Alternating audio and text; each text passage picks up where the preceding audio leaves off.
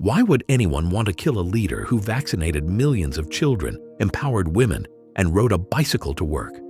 Why would a man who tried to free his country from foreign domination be silenced by a bullet? To understand why Thomas Sankara was killed, we have to look at what he dared to change and who lost from that change.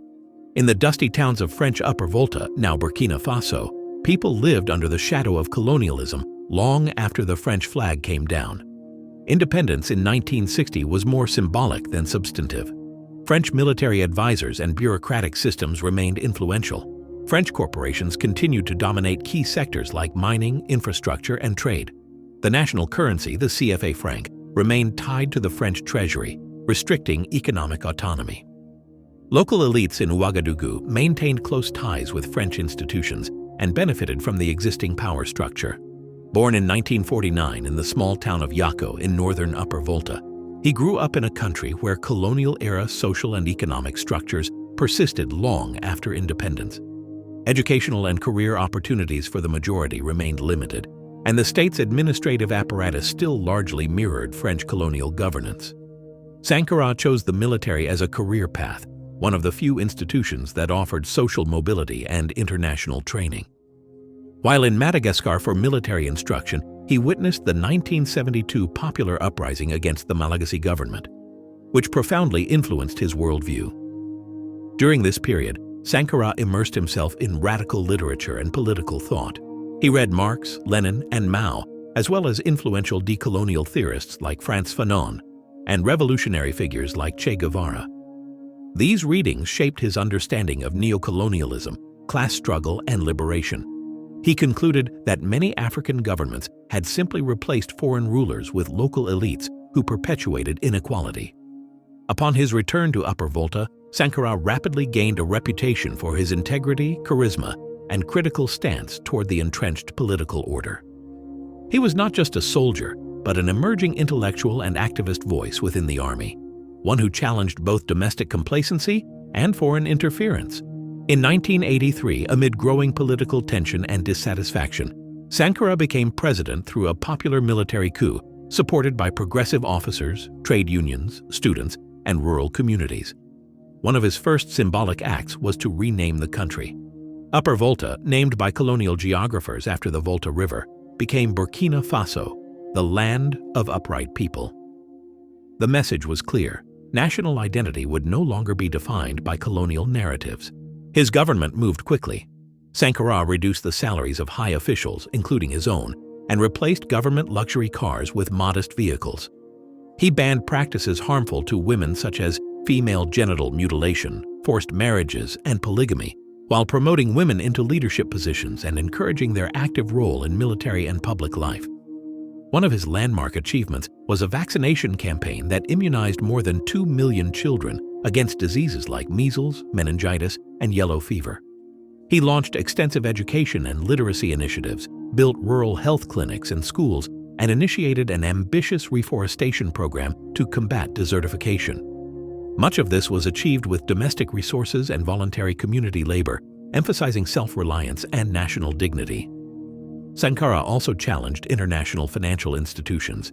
He openly criticized the World Bank and IMF for imposing structural adjustment policies that undermined African sovereignty. At the 1987 Organization of African Unity Summit in Addis Ababa, he famously called on African leaders to repudiate foreign debt, labeling it a cleverly managed reconquest of Africa. "If Burkina Faso alone refuses to pay, I will not be here next year," he warned. His words proved prophetic. Internationally, Sankara aligned Burkina Faso with anti-colonial and revolutionary movements. He supported the ANC in South Africa, solidarity efforts in Palestine, and leftist struggles in Latin America. He saw the Burkinabe Revolution as part of a broader global movement towards social justice and anti-imperialism. But his radical transformation agenda met resistance. Within the country, traditional authorities, commercial elites, and conservative political actors felt alienated by the rapid reforms. His creation of committees for the defense of the revolution CDRs, intended to increase grassroots participation, also drew criticism for sometimes suppressing dissent and lacking accountability. Abroad, Sankara's positions unsettled powerful interests. His critique of neocolonial economic relations and refusal to align with Cold War blocs frustrated both Western and regional powers. His rejection of French influence and calls for African unity on anti-debt platforms were particularly unsettling to leaders like Ivorian President Félix Houphouët-Boigny, who favored closer cooperation with France.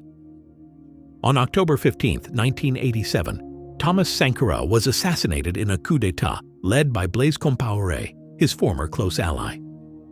The justification given was that Sankara had isolated the country diplomatically and endangered national stability.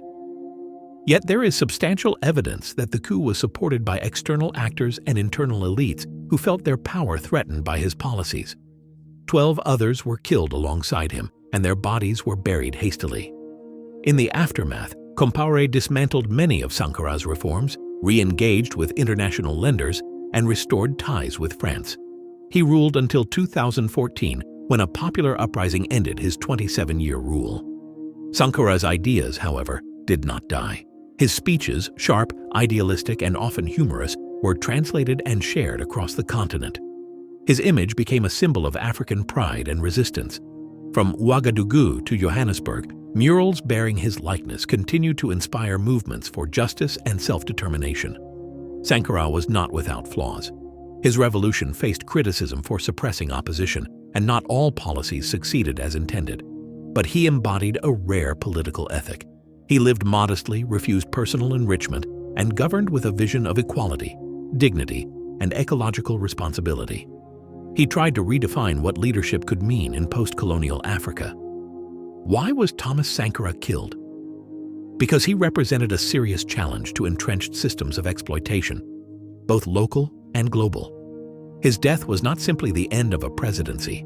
It was the silencing of an alternative model of power. And yet, even in death, he speaks. If this story moved you or made you think differently about history, power, or Africa's struggle for dignity, leave a comment below. Who do you think carries Sankara's spirit today? What lessons can we learn from his legacy? Don't forget to like the video, subscribe to the channel for more deep dives into political history, and share it with someone who needs to hear this story. Your support helps keep these voices alive.